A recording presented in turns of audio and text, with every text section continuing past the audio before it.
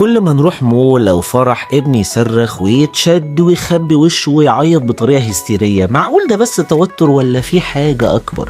بعض الأطفال بيكون عندهم حساسية عالية جدا للأصوات أو للزحمة أو للإضاءة، وده بنسميه فرط الاستجابة الحسية أو السنسوري اوفرلود. إيه اللي بيحصل بقى؟ مخ الطفل بيبقى مش قادر يتعامل مع كل الحواس اللي شغالة حواليه، فبيحصل له انهيار عصبي مؤقت أو ميل داون. ده شيء شائع جدا في بعض حالات التوحد، ولكن كمان ممكن يظهر في أطفال تانيين بدون تشخيص التوحد.